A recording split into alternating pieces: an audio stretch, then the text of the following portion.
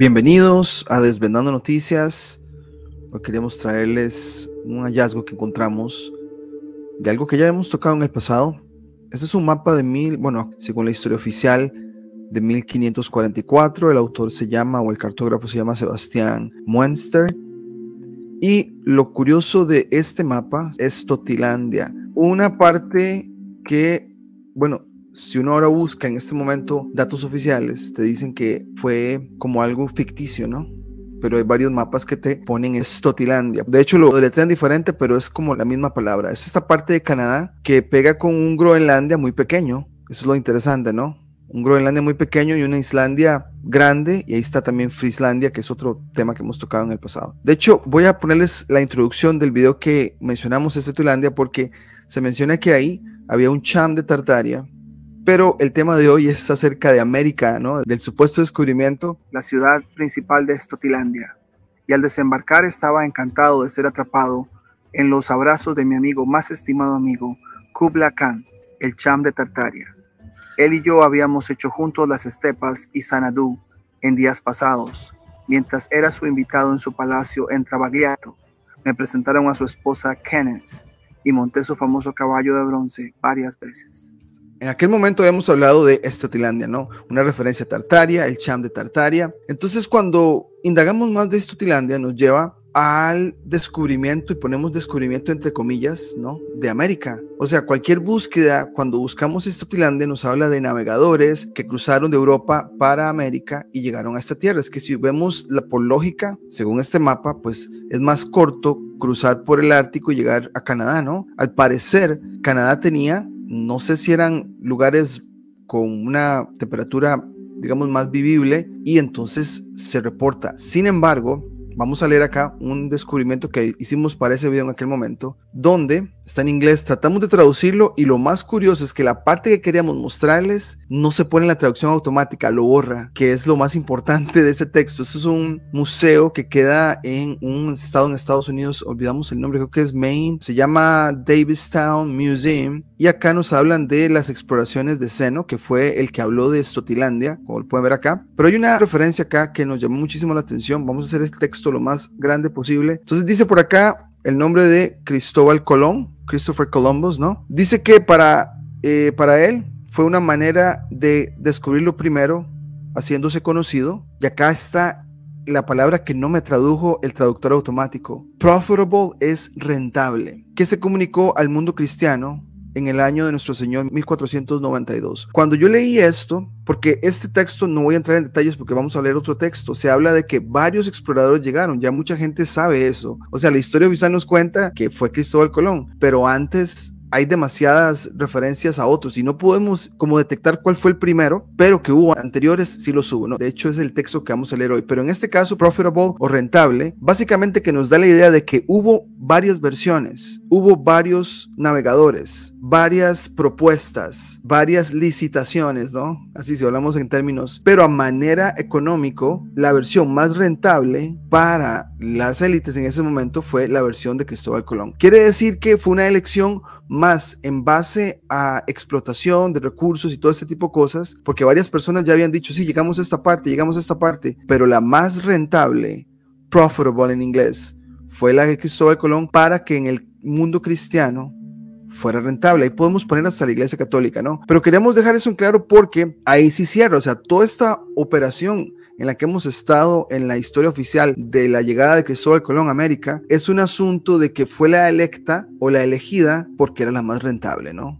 Y ahí nos cierra muchísimo. ¿Por qué? Porque, o sea, si llevaban barcos, no era un barco nada más para descubrir, tenía que haber comercio, tenía que haber un canje, un intercambio, y donde fuera más rentable, ahí tenían que irse, ¿no? Entonces, ya teniendo eso en claro, nos encontramos un periódico de Detroit de 1945. Lo más curioso es que esos son los finales de la Segunda Guerra Mundial. De hecho, se nos hizo interesante porque por acá, voy a irme a la siguiente página, la época acá, aquí nos ponían el malo de la película en ese momento, ¿verdad? No diremos el nombre, pero sí estaba en boga el asunto del terror y, digamos, de la narrativa de poner a un enemigo del momento, y ese era el señor del momento. Pero bueno, ahí a finales de la Segunda Guerra Mundial aparece este periódico cuando dice por acá, advances, como había agentes ya adelantados a Cristóbal Colón. Vamos a mostrarles a ustedes la traducción del texto que hicimos, pero por ejemplo, dice por acá, 2 siglos antes de que América fuera descubierta oficialmente, dice el profesor Arthur Poznański, audaces exploradores hambrientos de oro,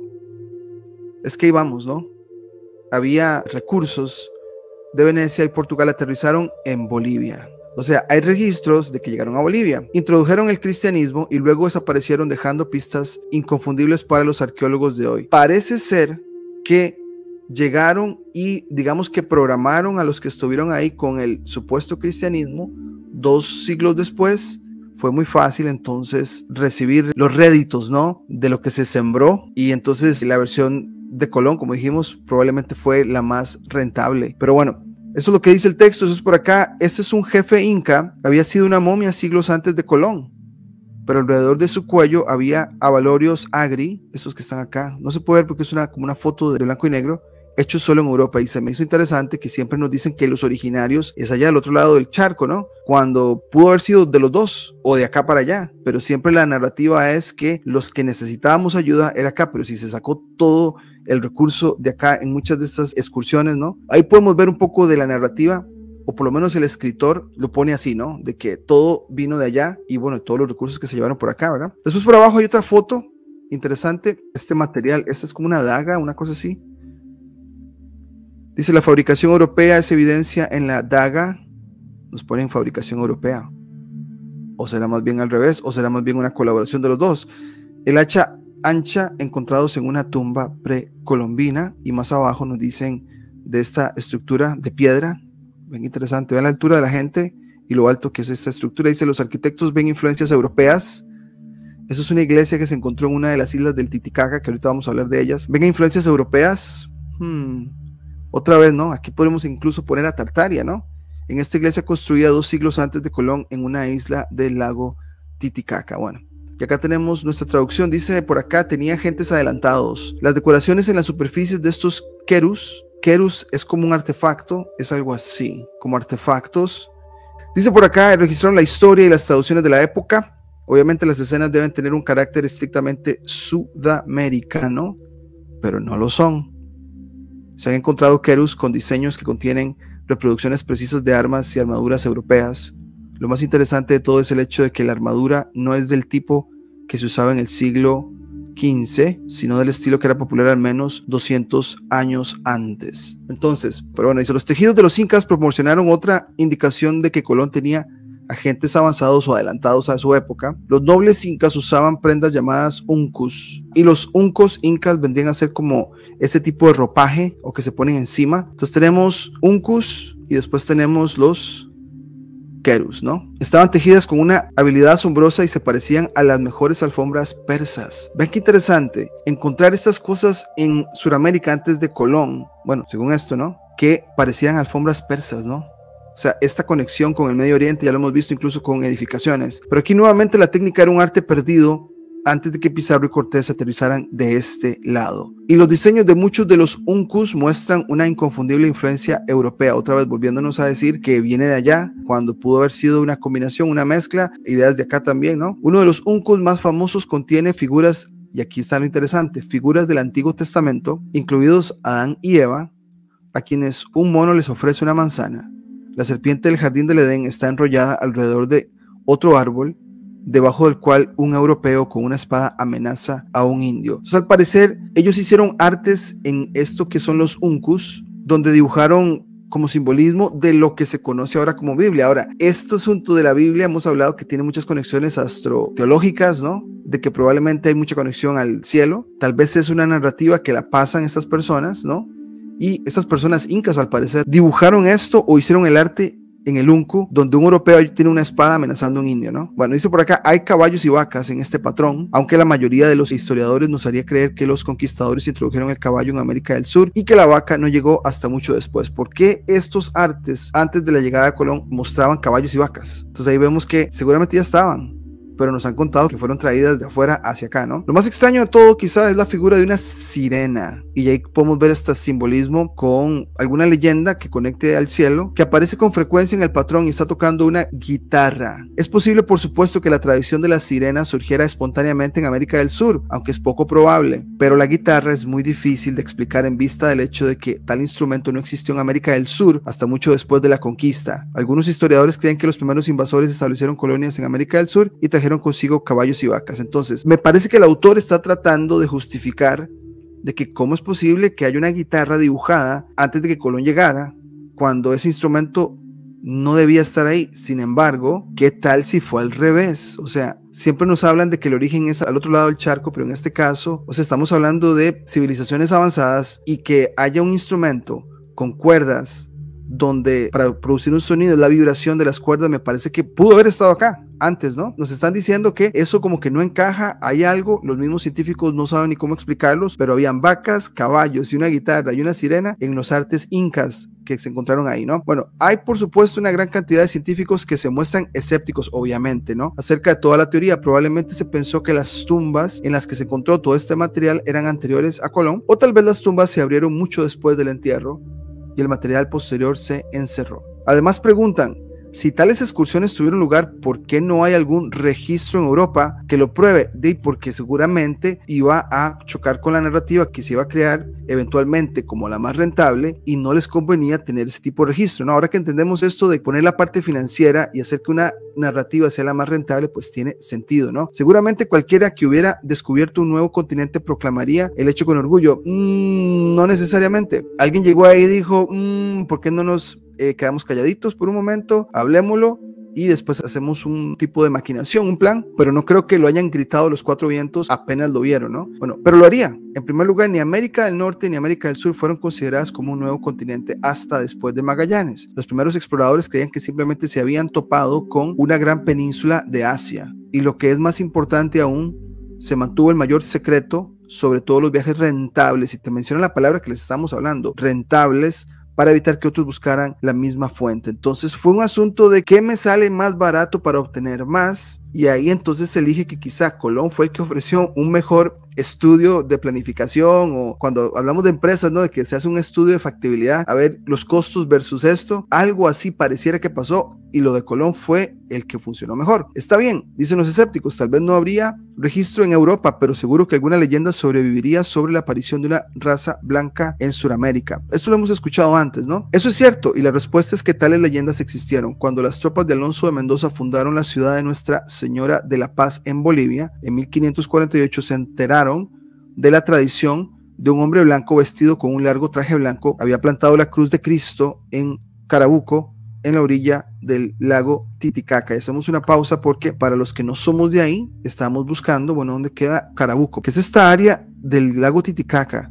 Lo más extraño es que, o sea, es este lado del Titicaca y no este, ¿no? O sea, pensaríamos que si cruzan, llegan a la costa, lo más normal es lograr y llegar a uno de estos puntos del Titicaca, pero van al lado opuesto. Anduvimos buscando un mapa que habíamos visto hace mucho tiempo donde el lago Titicaca de hecho se dibuja enorme, es como un cráter y pegadito a la costa, haciendo alusión de que quizá hubo algo ahí, pero o sea, no podemos afirmar nada, simplemente es un mapa aislado, pero se nos hace interesante que se habla de que Carabuco esté ahí a este lado del Titicaca, ¿no? Bueno, los exploradores excavaron en el lugar señalado por los indios y efectivamente la cruz, una enorme piedra tallada, fue encontrada en el fondo de un pozo. En el lugar se construyó una capilla, aquí vemos uno de estos casos que lo hemos tocado en el canal, y más tarde se erigió ahí la famosa iglesia de Carabuco. La cruz aún existe, aunque tantos feligreses devotos se han llevado astillas que ahora se encuentran en fragmentos. La pregunta es, ¿cómo deciden ellos para decir, bueno, aquí vamos a poner una iglesia? O lo más probable que pasó es que ya había ahí un punto geográfico elegido y lo que hicieron fue restaurar. Ahora, dice por acá, la misma tradición aparece en la única historia contemporánea de la época, escrita por don Felipe Guamán Poma de Ayala entre los años 1581 y 1614. Su manuscrito original fue descubierto en 1908 en la Biblioteca Real de Copenhague. Lo he traducido al español moderno. Según de Ayala, el hombre blanco que trajo la cruz a Carabuco fue descrito por los nativos como un apóstol cristiano que convirtió a cientos de ellos en su religión. Acordémonos, esto sucedió al parecer antes de Colón. Este misionero ha sido identificado por de Ayala como San Bartolomé, aunque no dice cómo llegó a esa conclusión. Es cierto que un San Bartolomé famoso por su celo misionero fue nombrado arzobispo de Nachitoches Nakhchivan, que en español lo fuimos a averiguar es Najicheván, que es interesante. ¿Cómo tiene la Iglesia Católica un arzobispo en esta ciudad? Ahí te los voy a poner. Y si nos vamos al mapa,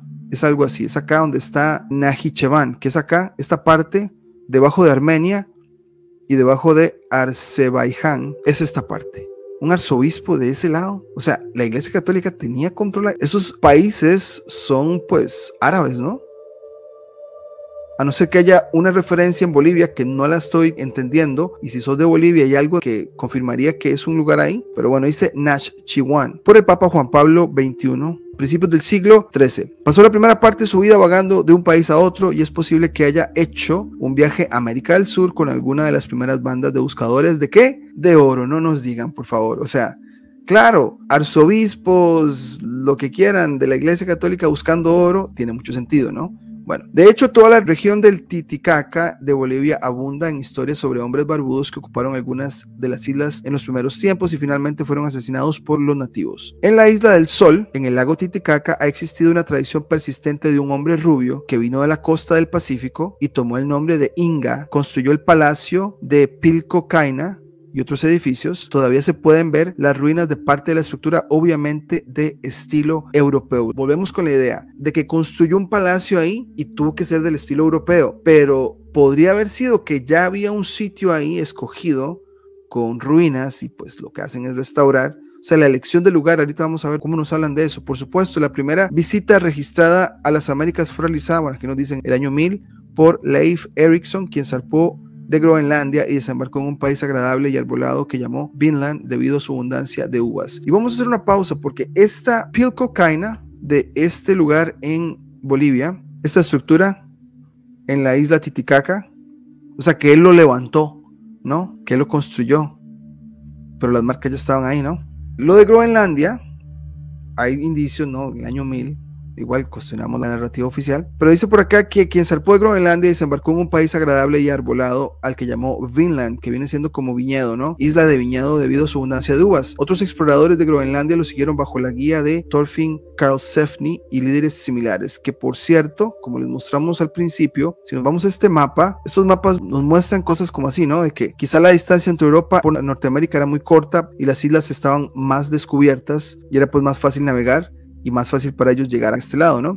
Que es lo que están hablando en el texto. En realidad los viajes de Vinland, que aparentemente continuaron hasta el siglo XIV, se hicieron principalmente para obtener madera en esa parte, digamos, del círculo ártico. Entonces había árboles, ¿no? ¿Será que la tala de árboles hizo un poco de cambio en lo que es el paisaje y ya obviamente los procesos naturales del agua y todo ese tipo de cosas? Pero bueno, dice, Europa sabía de las excursiones a estas lejanas costas, pero no estaba particularmente interesada. El diario de Niccolò Zeno, un célebre explorador veneciano que navegó hacia el oeste por el Atlántico de 1395, habla de una tierra llamada Estotilandia, ¿no? Como hablamos al principio, donde la gente construía pequeñas embarcaciones y comerciaba con Groenlandia. Más al sur había una región llamada Drogio, donde los salvajes vivían de la caza y portaban lanzas de madera. Todavía más al sur se encontraban ciudades y templos, así como cierto conocimiento y su uso del oro y la plata. Entonces, siempre nos hablan de recursos, ¿no? De madera, de oro, de plata. En este caso nos hablan de ciudades y templos. Y estamos hablando de esta parte, ¿no? De que Groenlandia es dibujada muy pequeño, ¿no? Y también, bueno, Islandia un poco más grande. Y tenemos a Frieslandia, ¿no? Que supuestamente navegaban y que en esta parte encontraban todos sus recursos, ¿no? Ese mismo oro y plata es la clave de la ubicación de Ofir, una tierra famosa en el Antiguo Testamento por sus riquezas. Desde Ofir, alrededor del año 1000 a.C., los marineros fenicios de Hiram I, rey de Tiro, trajeron oro para el templo de Salomón. Entonces aquí están hablando que hay un templo de Salomón, sin embargo, nos hablan de este lugar Ofir, ¿no? Después dice por acá, creo que Ofir fue una inversión de Piru. Y si nos vamos a nuestra serie de los incas, la astronomía inca, Piru era como llamaban a ellos el planeta Júpiter.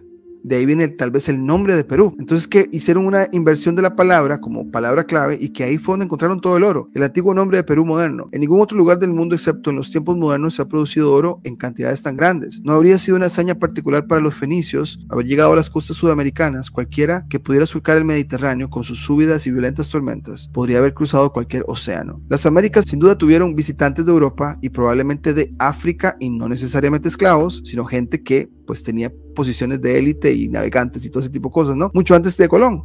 pero volvemos a lo que hablamos al principio, la más rentable fue la de Colón. Y hay otro punto, entre tejidos más antiguos de América del Sur se encuentra uno llamado urpinuno o pechuga de paloma. Entre tejidos de la trama de lana de alpaca hay hilos de seda real. O sea, hay seda en América. Entonces el artículo termina, los agentes adelantados a Colón también incluían asiáticos entonces, esa gente de Asia que llegó a Sudamérica, y ahí termina, o sea, termina el artículo y pues deja obviamente esa sensación de que hubo personas antes, hubo navegantes antes, no tenemos duda de eso, pero a la hora de escoger en los libros de historia y la narrativa oficial, como dijimos al principio, profitable, la versión más rentable de todas fue la de Colón.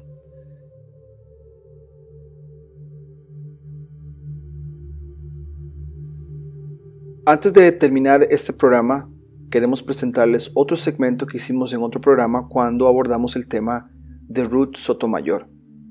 Muchos suscriptores y gente que ve nuestros videos, cuando hemos hablado de esta narrativa que contrarresta la narrativa oficial de América y del origen, me recomiendan la señora Ruth Sotomayor. En el canal hablamos una vez de ella y queremos aprovechar este momento para mostrarles a ustedes el momento donde analizamos un video de una entrevista que ella hizo recientemente, de hace aproximadamente un año, donde toca varios temas relacionados a esta presentación del origen en América, y aprovechamos para señalar aquellas cosas que rescatamos de lo que ella comparte y qué cosas cuestionamos o por lo menos formulamos preguntas. Porque como vamos a ver, ella dice que no sabe de ciertos temas y va y se informa, pero cuestionamos la fuente de información que va muy alineado a la narrativa oficial. Así que les mostraremos nuestro comentario a la entrevista y estos segmentos antes de terminar la presentación de hoy. Vamos a hablar de Ruth. Vamos a irnos a este video que encontramos de ella. Todo inició en Preamérica. Fue un video que encontramos, bueno, de muchos. Ustedes pueden hacer el Google ahí de ella, o es una entrevista grande de casi 2 horas que se publicó. Aquí tenemos el 20 de junio del 2022. Yo siento que el corazón y el alma de ella están en el lugar indicado. La parte cerebral de análisis todavía está influenciada de la narrativa oficial. Por eso es que creo que podemos tomar cosas de ella, pero a la misma vez podemos desechar muchas cosas, ¿no? Escogí 4 partes de esta gran entrevista, o sea, gran en tamaño, para pues mostrarles a ustedes lo que ella está diciendo y comentamos, ¿ok? Pero me di cuenta de que la sabiduría irradia de los Andes y que de ahí tenía que comenzar con los libros líticos y los vestigios rupestres. Los vestigios rupestres señalan pues una época en que se creó al proyecto humano, un tiempo posterior que ya empiezan a ser las mujeres, presentan ahí las primeras manifestaciones de la escritura y del registro de la información, porque los hombres se van a la caza, a la pesca, a la guerra. Yo me di cuenta de todo eso que marcaba una cronología, los elementos culturales, comenzando por los vestigios rupestres. Y viene después los tipos de libros líticos en formato de piedras labradas y tablillas de piedra. Y así reestructuro yo la obra que tenía 6 tomos y empiezo a hacerla desde los Andes. Y ahí presento esto de los libros líticos, las obras colosales, y luego vienen otros tipos de libros como los libros en formato textil que se llaman tancas, y que son de las mujeres, con escritura uri, geométrica matemática relacionada con la astronomía, la filosofía religiosa, de la comunidad cósmica. Allí me di cuenta que ellos se basaban para todas sus actividades, basaban en el orden cósmico. Toda su enseñanza filosófica, religiosa, social y política estaba organizada sobre leyes del cosmos. O sea, que todavía podemos recuperar esas leyes, ahora que hay tanta corrupción ahí en nuestros países, que esa corrupción llegó de Europa y se ha instalado ahí el separatismo, el machismo, el materialismo, que es el que va a destruir el mundo. Por ejemplo, todos quieren apoderarse de las riquezas de otros países, y están en eso ahora todavía. Y entonces, todavía podemos recuperar esas leyes para transformar nuestros países, ¿no? Voy a hacer una pausa para hacer más o menos un resumen. Sí me resuena que hay una narrativa que se cuenta de los Andes, eso no lo podemos negar. O sea, hay arte rupestre, hay artefactos que cuentan una historia, ¿no? Pero esto es supocentrismo, o sea, yo estoy en un lugar, yo puedo contar una historia de donde estoy yo como observador y veo las estrellas, cómo caminan, ¿no? Pero yo simplemente estoy contando una parte de todo esto que llamamos tierra, ¿no? Y probablemente los incas tienen mucho que contar que no se ha contado, ¿no? Pero no necesariamente es para toda la tierra o para todo esto que llamamos tierra, ¿no? Y también sí nos suena de que las mujeres, eso sí me resuena, que mientras los hombres, ahorita ya lo voy a hablar, que se iban a casar, ¿quién se quedaba en el lugar de observación? Las mujeres. Entonces las mujeres probablemente tuvieron ese papel de escribir, analizar y dejarlo como en tablillas o en ese tipo de materiales como ella lo estaba hablando. Entonces eso sí nos resuena y no sé si se fijaron que ella habla de que todo era en base al cosmos, todo lo que hacían, el cosmos los regía, los ciclos de las estrellas, de los planetas, todo eso lo regían y ellas, en este caso las mujeres, tomaban ese rol para que pues esa cultura lo hiciera, ¿no? Entonces vamos con el siguiente segmento y comentaremos. Descubrimiento del origen de los mayas, porque no son de México, son de la Atlántida. Cuando se hunde la Atlántida, se instalan en el reino de los Quitus y en los Andes. Entonces, yo hago un estudio, se llama Nuevo Resurgimiento de la Historia del Reino de los Quitus.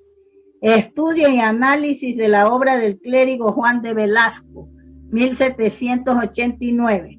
Revitalización y revalorización de los topónimos y antropónimos antiguos. Este es el tomo 1. El segundo tomo, mira, aquí hay una escultura de unos personajes con tocados como los del Asia, del Tíbet, que están de pie sobre un órgano viril, sobre un pene. ¿Qué significa eso? Son los padres de la humanidad, ¿sabes? Y es una pieza que está en el Ecuador, ¿sabes? El tercer tomo trato de las tablillas líticas que contienen mapas estelares, de las cuales interpreto yo, son como 40, 50 tablillas. Pongan atención que el sol es el centro. Estamos hablando de que ella está entendiendo todo esto bajo un paradigma heliocentrista, que ahí es donde dije yo, un momentito, interpretémoslo, o quiero tomarme la tarea de interpretar esto de otras maneras, pero vean que el Sol obviamente es el más grande y todos los planetas allá, y ya continúa, ¿ok? Que las había coleccionado un pintor ecuatoriano en Quito, hizo una fundación de estas reliquias, se las atribuyen a una cultura que llaman Valdivia, porque los historiadores mestizos oficiales, cuando descubren unas reliquias, un tesoro allí en el Ecuador, siguen lo de los europeos, que le ponen el nombre del lugar del hallazgo, que algunos conservan esos lugares, los nombres de los colonizadores, y le han puesto cultura Valdivia por Pedro de Valdivia, y no estudian nada de estas reliquias. Mira, que son tablillas que presentan esferas que son los astros y rutas que marcan esas flechas, porque se utilizaban para hacer viajes de navegación de altura, porque en el mar no se puede guiar más que por los astros, por la luna, las estrellas. Mira, ahí está la interpretación que yo he hecho, los dibujos, y están todas las constelaciones que van marcando. Están las Pléyades, Marte, Júpiter, Saturno, Plutón, Neptuno, Urano. Plutón, Urano y Neptuno. Hagamos una pausa ahí. Esos tres planetas no se habían descubierto hasta después, con la llegada, digamos, de los telescopios. Entonces me queda un poco de duda de que ella te mencione esos tres planetas, porque siempre se habló de los 7 planetas visibles: Luna, Mercurio, Venus, Sol, Marte, Júpiter y Saturno, nada más. Pero te menciona ahí cuando puede ser que una de sus fuentes ya ha sido alterada, lo cual no me sorprendería, pero yo sé que estas tablillas me gustaría obviamente conseguir el libro y analizarlas por mi cuenta y decir, ok, es lo que yo interpreto, pero decir que ahí está Plutón hace miles de años y estos otros tres que en otras culturas no se han visto, pues me queda la duda. Continuemos. Y las Pléyades, y aquí está otra, ¿no? Yo hago los dibujos, todo. Yo no soy astrónoma, pero me puse a estudiar astronomía para poder interpretar. Dice que se puso a estudiar astronomía porque ella no sabe astronomía. Bueno, ¿de dónde entonces tomó ese conocimiento? Y en esta entrevista ella también habla de que creo que habló con un astrónomo, y ahí es donde yo digo, bueno, sería genial que ella pues tuviera otro tipo de fuentes para poder interpretar la astronomía. Entonces, sí, yo le doy mucho valor a las herramientas, a estas tablillas, a lo que ella ha recopilado, una gran labor que ha hecho, ¿no? Y no me queda duda que hay una narrativa que se cuenta en Suramérica, ¿no? En lo que son los Andes y lo que son la parte de Perú y todo esto, que no se ha contado y que se ha ocultado de la historia oficial, ¿verdad? Ya hemos hablado que qué raro que, bueno, yo que trabajo en el sistema educativo, les he contado que cuando he hablado con profesores de estudios sociales de secundaria y te tienen ahí el programa de estudios, cuando empiezan a hablar de la historia, digamos, del mundo, ¿dónde inician? En el Mediterráneo. Inician con los babilonios, con los sumerios, aquí y allá, y todo lo que está entre el paralelo 35 y 40, en lo que es el mar Mediterráneo, todo empezó ahí, o por lo menos lo que queda registrado y que se ha usado para, digamos que adoctrinar a masas con el asunto de la historia oficial, es solamente en esa parte. Queda por afuera lo que es China, lo que es Australia, lo que es Norteamérica, lo que es Suramérica, lo que es el Caribe, ¿no? Por alguna razón. Entonces yo sí quiero adentrarme más, me gustaría conseguir estos libros que ella habla, para entonces entender, bueno, cuál es la cronología o la narrativa que nos presentan esas culturas que dejaron cosas en Suramérica, ¿no?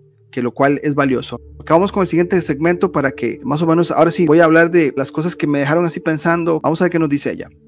Son como Florentino Meguino, que era un sabio argentino, un profesor pobre, así como yo, que luchaba, y él demostró, vino aquí, no vino a España, vino a Francia. Fue a Francia y en la Academia de Ciencias de París expuso que los preamericanos eran de su propio continente, no habían llegado del Asia, ni de la África, ni de nadie, eran de su propio continente. Muy interesante, eso sí me resuena, o sea, tendría sentido de que esta idea del triángulo que supuestamente se habla, donde se trajo esclavos, pareciera más bien que salió gente de América hacia allá, que al revés, ¿no? Pero aquí cuando ella habla de que siempre hubo originarios, claro que nos resuena. Eran culturas antediluvianas, y presentó fósiles para que sepan, y que tenía pruebas de que ahí habían habido dinosaurios, que eso ahora se ha confirmado posteriormente, hasta en Estados Unidos, que se descubrió un dinosaurio que dice que ya no comía, no era carnívoro, sino que... Ok, hacemos la pausa. Ahí dije yo, bueno, ¿de dónde está agarrando ella? Sí, hay información muy valiosa que ella nos está compartiendo, pero cuando me menciona que dinosaurios y que los encontraron en Estados Unidos y aquí allá, vemos muchas noticias así nosotros en estos días, ¿no? De que hace poco creo que en Sudamérica, me parece que en Argentina, algún lugar, dice que algunos huesos, y ya hemos hablado en el canal mucho de esto, ¿no? Si hay vestigios de personas gigantes, probablemente hubo animales proporcionales a su tamaño, ¿no? Qué sé yo, un elefante más grande.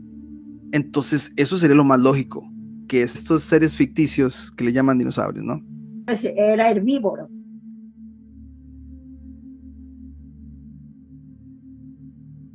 Entonces, para que veas que esto de la caída de la luna Kenos fue hace 580,000 años, aproximadamente, dice. 580,000, es que, o sea, esos años es tan difícil de verdad afirmar de que fue así. Ok, yo sé que ella con convicción lo está compartiendo, pero yo dudo, ¿no? De que es muy difícil hacer una afirmación de que hace 580,000 años pasó algo así, pero bueno, sigamos. La catástrofe. Después de eso, 12,000 años antes de Cristo, es cuando hacen las migraciones, por tierra y por mar. Pero ¿qué pasa? Aquí en este mundo, este pequeño planeta despreciable que digo yo, pusieron atención, pequeño despreciable planeta. Volvemos a esa mentalidad heliocentrista que nos pone como un punto en el universo, ¿no? Y cuando pareciera más que somos los que, donde pasa toda la acción, aquí en esto que llamamos Tierra, ¿no? Entonces cuando yo escuché eso dije, ay, tiene mucha influencia oficial en cuanto a astronomía y a lo que llamamos, digamos que planeta, ¿no? Entonces sigamos, ya vamos a terminar y ya. Porque es tan pequeño como un grano de polvo en el espacio, pero está lleno de gente arrogante y estúpida, envidiosa. Quería compartirles estas 4 secciones de un video muy largo, ahí lo voy a dejar en la descripción para aquellos que lo quieran ver, y como les dije, ustedes buscan Ruth Sotomayor y pues vamos a encontrar muchísimos, he escuchado otros, siempre que la entrevistan pues habla, muestra sus libros, pero me encantaría tenerlo en mis manos y poder tal vez dar un análisis un poco más profundo desde mi interpretación, porque esas tablillas que ella muestra del arte que se hizo en Sudamérica de mapas celestes, eso está demasiado tremendo como para saber qué están tratando de comunicar o qué estaban tratando de grabar para la gente del futuro, porque a veces nos resuena más que se escribió en piedra para que la gente del futuro pudiera entender, porque escrito en algún material pues más, qué sé yo, que se desecha más rápidamente, pues posiblemente no era una buena idea.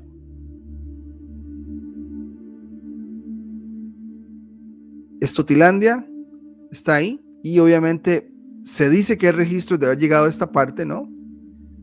Y ahora estamos hablando de que tanto en Perú y en Bolivia, lo que es el lago Titicaca, pero bueno, dejamos el video por acá. Muchísimas gracias a los que se conectaron, a los que vayan a ver el video en diferido, también les agradecemos mucho.